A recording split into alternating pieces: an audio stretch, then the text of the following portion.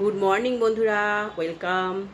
চলে আসলাম আবার তোমাদের সামনে একটা ভিডিও নিয়ে। দেখো, আজকে আমি সকাল সকাল ঘুম থেকে উঠে গেছি। উঠে পুজো সেরে নিয়েছি। সকাল সকাল পুজো করে নিয়ে এখন আমি রান্নাঘরে চলে যাব। জানোই তো তোমরা যে যে গৃহবধূদের কি কাজ, সকাল সকাল উঠে রান্নাঘরে যাওয়া, সেখানে গিয়ে রান্না করা আর কি।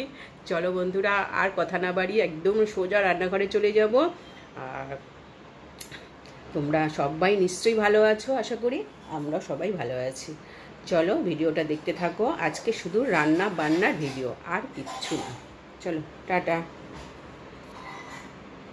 তো বন্ধুরা, আজকে দেখো কচুর শাক আমি সেদ্ধ করতে বসিয়ে দিয়েছি। কচুর শাক রান্না করব ইলিশ মাছের মাথা দিয়ে। এটা নুন দিয়ে রেখেছি, এবার ঢাকা দিয়ে দেবো।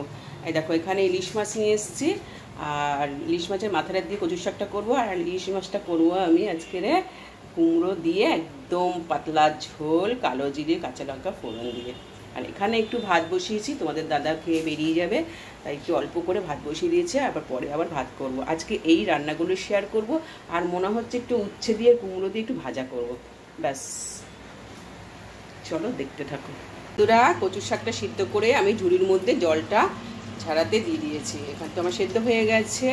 এইবার দেখো, আমি এখানে কড়াইতে তেল দিয়ে দিয়েছি। মাছের মাথাটা না একটু ভেজে নেব, ভেজে নিয়ে তুলে রাখবো। তারপরে কালো জিরে আর কাঁচা লঙ্কা ফোড়ন দিয়ে শাকটা আমি ছেড়ে দেবো।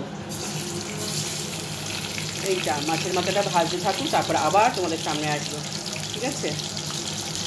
এই দেখো, মাছটা মানে মাছের মাথাটা ভেজে তুলে রেখেছি। এবার এখানে কালো জিরে দিয়ে দিয়েছি, আর এখানে 4টে কাঁচা লঙ্কা দিয়ে দিলাম।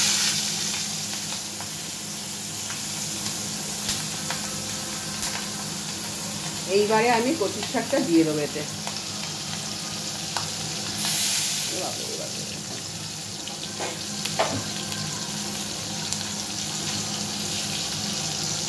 এই সেদ্ধ করা কচু শাকটা আমি ছেড়ে দিলাম এতে।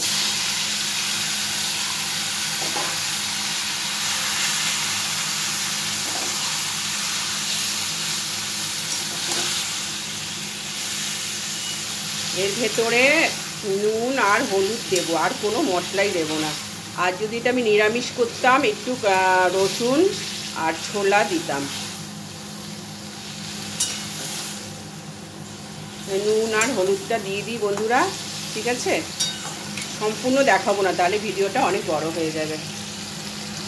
এই দেখো বন্ধুরা, আমার শাকটা হয়ে গেছে। আর আমি এটা অফ ক্যামেরায় কিন্তু নুন হলুদ মিষ্টি সব দিয়ে দিয়েছি। এটা দেখতে সাদা লাগছে, কিন্তু সাদা না, এটা কিন্তু লালই হয়েছে। এইবারে আমি মাছের মাথাটা দিয়ে দেবো, ঠিক আছে? ভেজে রাখা মাছের মাথাটা আমি দিয়ে দিলাম।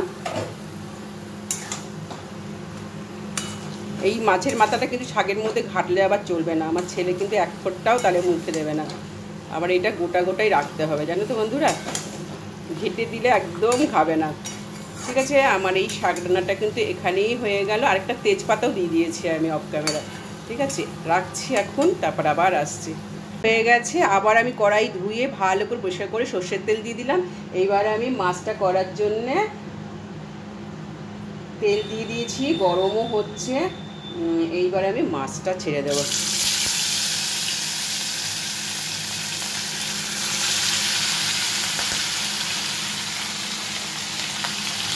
মাছগুলো ভাজা হোক, তারপর আবার আসছি, ঠিক আছে বন্ধুরা?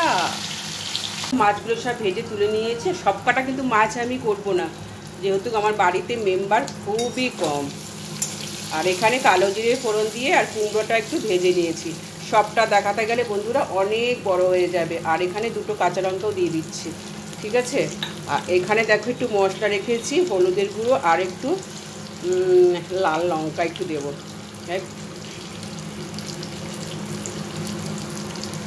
পুরো হলুদটা দেবো না, অনেকটাই হয়ে যাবে। এইটা একটুখানি না নেড়ে তারপরে আমি জল দিয়ে দেবো। আর যা গরম, এখানে সর্ষে বাটা খেলে পরে আর দেখতে হবে না, তাই জন্য পাতলা মাছের ঝোলই ভালো। জিরে ধনের গুঁড়ো তো নেই, বেশি কষাতে হবে না। এখন একটু আমি জল দিয়ে দেবো।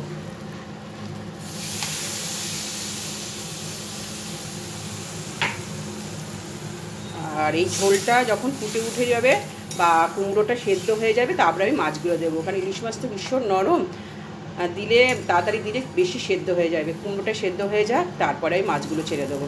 ঠিক আছে, চলো টাটা। এখন এই দেখো বন্ধুরা, কুমড়োটা আমার সেদ্ধ হয়ে গেছে, আমি দেখে নিয়েছি আগে।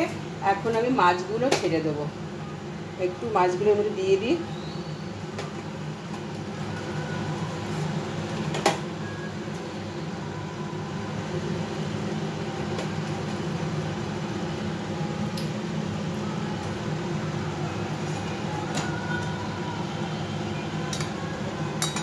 আমার কিন্তু অলরেডি এই মাছের ঝোলটা হয়ে গেছে।